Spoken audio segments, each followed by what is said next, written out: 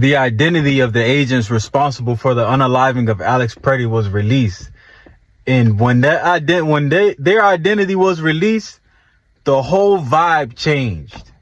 It went from Alex Pretty being a label of domestic terrorist to, wait a minute, it was Mexicans that did this? Hold on now, we need to do a proper investigation. So now, a day after they released the identity of the agents responsible, Alex Pretty's unaliving has been ruled a homicide. You see, you're a coconut. Brown on the outside and white on the inside. You look in the mirror and you thought you was Christopher and Tom. No. You're Raymundo and Jesus. And the oppressors finna remind you of who you are. You're not one of them.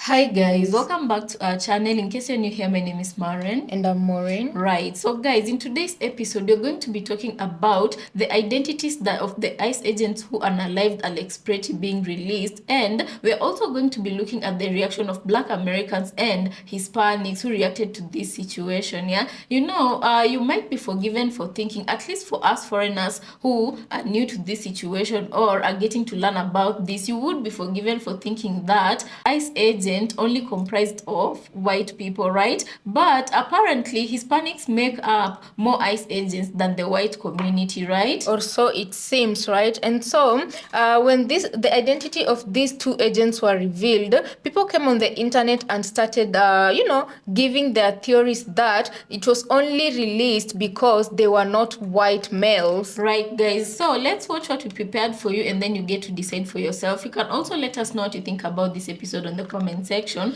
and remember to subscribe if it's your first time here, right? Right, but most definitely whatever is coming to these two agents, be it by law or socially, they deserve it because of how heartless they were in handling another human being. Anyway, let's watch and then you come back and talk about it. You can also consider subscribing if you're new to our channel, and also leave us a comment on what you think about this episode. Let's watch.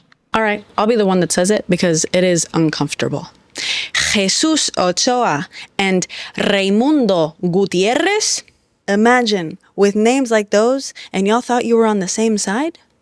Jesus Ochoa and Raimundo Gutierrez. You think your coworkers don't feel the exact same way about you as they do the others? You think they wouldn't terrorize you and your families the way you're terrorizing your own communities? Because make no mistake, no one ends up with a name like that if they aren't at least partially from the community. You think you're special to these people. Did they tell you that? You think you can make them forget who or what you are to them? Of course you were put on leave. Of course your names were leaked to the press. Mind you, Jonathan Ross was only identified by some clever investigative work by some journalists who were matching up certain details.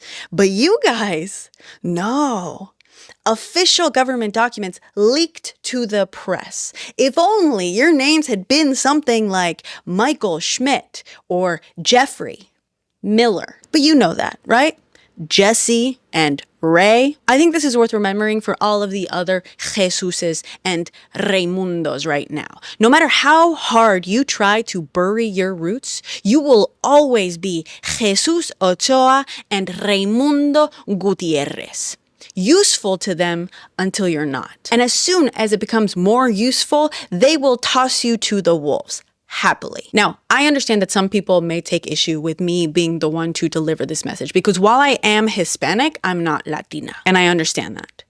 But here's the thing. I am, in fact, 100% an immigrant. And yet, I recognize that aside from possibly my very public political platform, I have the privilege of knowing that you, as two boys born and raised in this country, will most likely be targeted well before I am. And I think deep down, you know that. One thing that I, even as an immigrant to this country, know, it's that I would never do to anyone what you're doing. So Jesus Ochoa and Raimundo Gutierrez, those are two ICE agents that shot Alex. I wonder were they the original ones in the I will vote for Donald Trump? Or was it the $50,000 signing bonus that got them? What they should have did was talk to the Afghans before they signed up for that job. Because the Afghans can tell you about working for the United States government and how the United States turn on you. Bend over, no Vaseline. So they got to defend you because they don't want to disincentivize the rest of the ICE agents who won't work for them if they're not going to be protected. Don't get it twisted. You ain't special. Now you without a home because you can't go back amongst your people. And the cartel then put your names on the top of the list. Not because of the Blancos or the Gringos, but because when they look up sell out in the book, y'all two faces in it. Don't drop the soap. What is it about Texas that makes first, second, third, or older generation Latinos there hate themselves and their people as much as they do? This is not an idle question. It's the sort of thing that I have often known and wondered about for a very long time. Because by this point in time, Texas would already have become a blue state if the Latinos who are there, who are part of those groups, had begun to recognize the white supremacist institutions that are keeping Latinos there down and begin to vote against Republicans. So that people like Lying Ted, a man who fucking runs to a warmer climate as soon as there is any sort of news about a potential storm hitting Texas, would no longer be representing that state. And it's also not an idle question because it's very much related to this moment right now, as in this very moment. Because according to this article from Propublica, we have identified the two men that killed Alex Pretty. And they both are Latinos. They're both from Texas. As you can see the names here, Jesus Ochoa and Raimundo Gutierrez. And in the case of Jesus, he actually goes by Jesse. Okay, this is how much this man dislikes and hates his Latino blood. He refuses to go by his normal name and pick something that is much wider sounding, Jesse. Now, I don't know about Raimundo. I don't know if he also changes his name to a different thing, but I'm willing to bet you anything you want that Raimundo goes by Ray, because it's also wider. So these two men signed up in 2014 and 2018. So they have been part of this racist organization much longer than this moment right now. The fact that they were happy to go to this place and inflict the sort of violence that is being inflicted in Minneapolis tells me how committed they are to this cause and how much they hate their own people. I suspect that some of this is related to schooling in Texas. I suspect that it's internalized racism, that they have taught them from a very young age that Latinos are less than white people there. And as a result, they took that hate and they turned it outward towards damaging brown people. But there is something just so corrupt about Texas that makes Latinos be like this. And it's gross. It's gross. And if you live in Texas and you're a Latino, if you're a actual zero generation, first generation, please make sure that your children do not grow up to believe this nonsense so that they do not become oppressors within our own culture, against our own culture. This might be the least white supremacist, fascist dictatorship in history. It's pretty crazy. But hey, listen, I'm no expert in white supremacist movement, so maybe white supremacist means, a really solid melting pot of individuals with different backgrounds coming together for a unified objective, no matter what their skin color is, I guess. So the two ICE agents who unalived Alex Pretty about a week or so ago in Minneapolis, Minnesota, outside the donut shop, names have been revealed. And isn't it ironic that they're both, I believe, are Latino? And it's like people try to do everything they could to protect these individuals' names, and the government especially. But we do know that for a long time, the government has always protected its own. But why couldn't they protect these right here? Because people wanted to, people wanted answers. People wanted to know what the hell was going on. Trying to protect these agents and their identities, man. You know what this tells me, guys? This tells me that during the ongoing investigation of Alex Pretty's untimely unaliving by those federal ICE agents, they must have found something wrong. They had to have found some evidence showing that that man was, you know what, the M word. I am secure enough in my place in this world to know that I could never. And I'm pretty sure that the problem here is that you are not. You do not feel secure in your place. And you are trying your hardest to convince these people that you're actually a good little hombre. And you know deep down that as soon as they run out of people they can convince you to go after for them, they're coming after you too.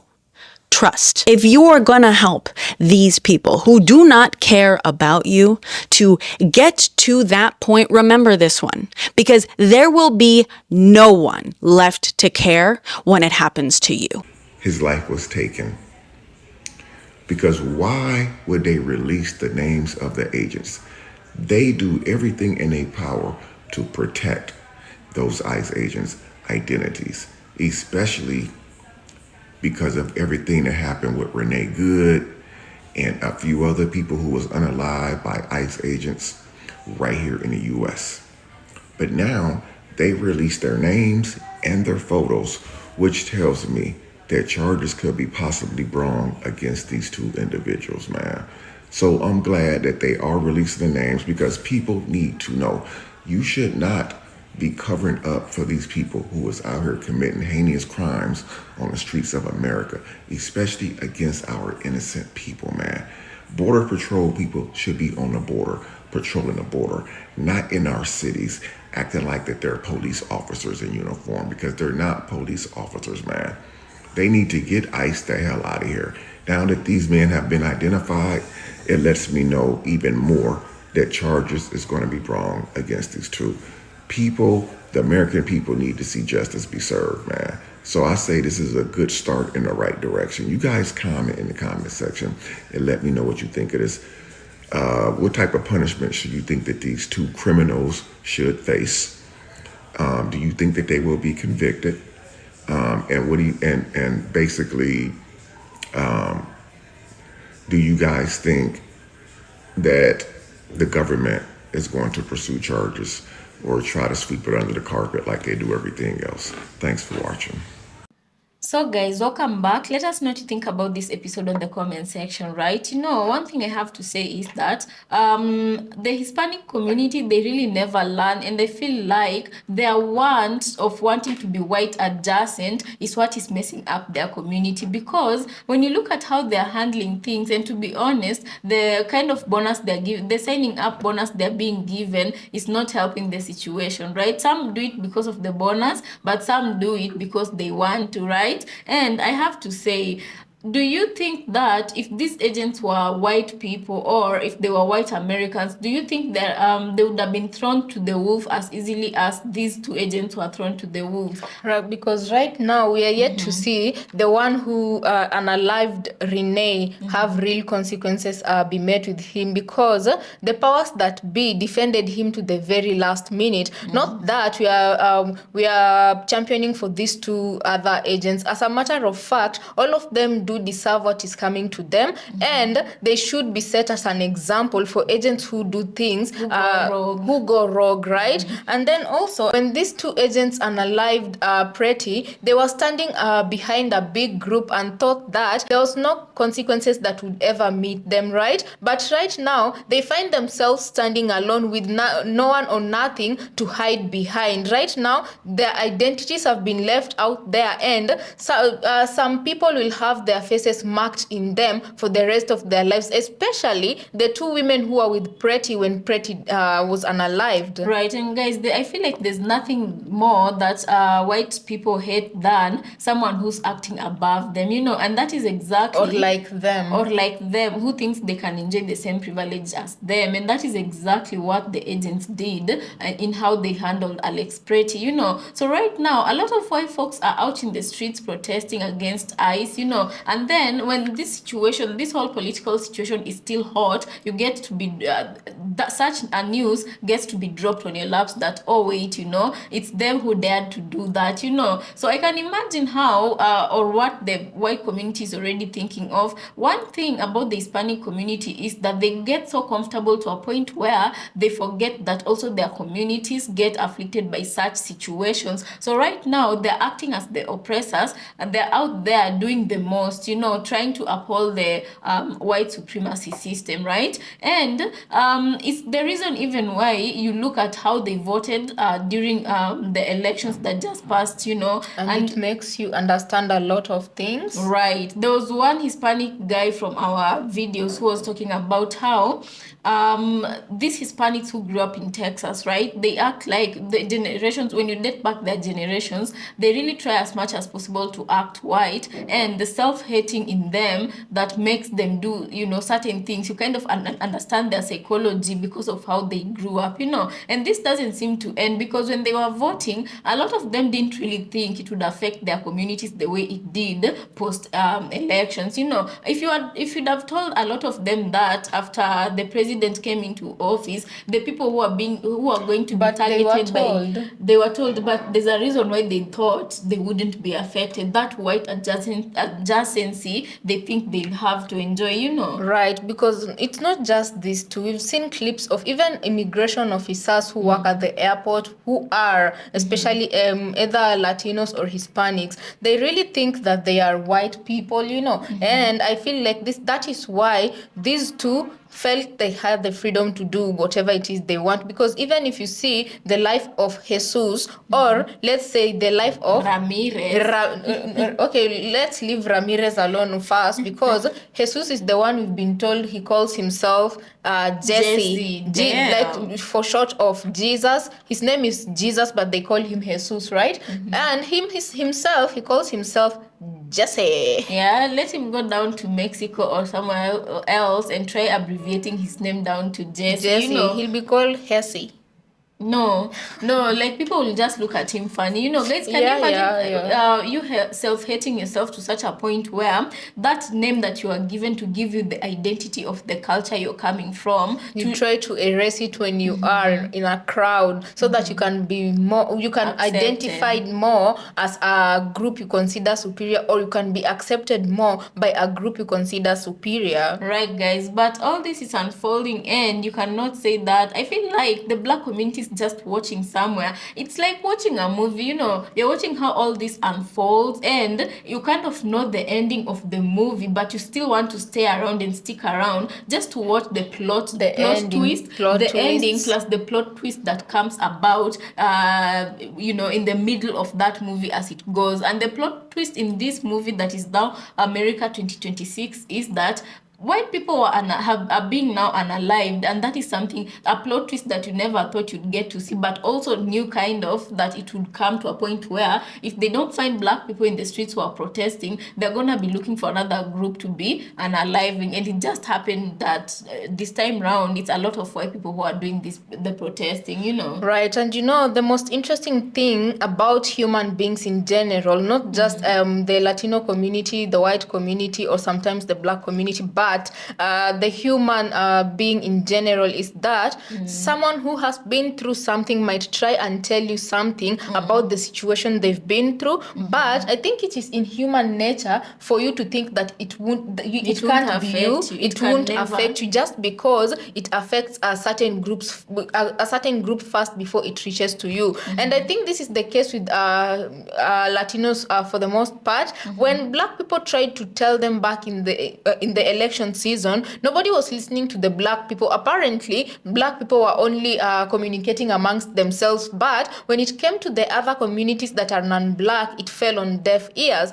And now the biggest question becomes, with people like this ones, and now the whole Hispanic and Latino community in general, having seen what their choice has turned into during 2025 and part of 2026, does it bring any sort of change in that community, or will they come to commit the same mistake somewhere 5-10 years down the line when they forget about this experience? Because remember, guys, when the June insurrection happened, and when Trump won elections the last time, people should have remembered all the activities that happened during his reign, right? But a few years down the line, the same people, it's like people have amnesia when it comes to election period, and they forget, So that is why I'm asking if this community will ever change so that they can start voting for what will interest them as minorities, because as pattern has shown, they do forget. Yeah, but again, on the other hand, I feel like patterns are very hard to break. Habits are very hard to break.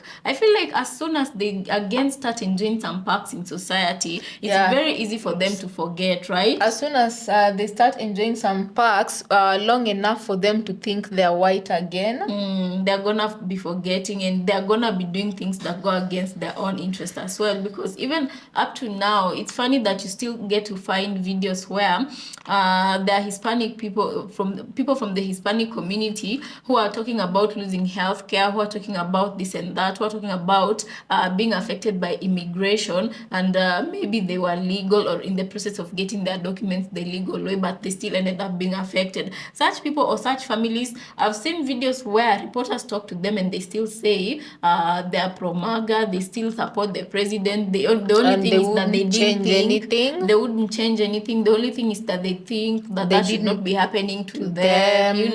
So who should it be happening to? It's the big question, because most of them have it in mind, and most of them are just afraid to come out in public and say it because of the backlash they know they will face. So guys, let us know what you think about this episode on the comment section. Also consider subscribing if it's your first time here. And before we go, the greatest question we were asking, right? Do you think these two agents' identity was released because they were coming from a community that could be used as a scapegoat, or do you think that they could have done it in any other case? If that is the case, why wasn't Renee Good's situation similar? Right. And also another question is, do you think, just as someone here said, one of our commenters said that at first the identities weren't being leaked because people thought they could have been white, and now that they knew for sure that they were not white and that they were Mexicans, that is how they were fed to the wolves. Anyway, guys, let us know your thoughts and opinion in the comment section. Also, consider subscribing if it's your first time here, and we'll catch you on our next episode. As usual, we want to thank you so much for always catching our episodes, right? Right.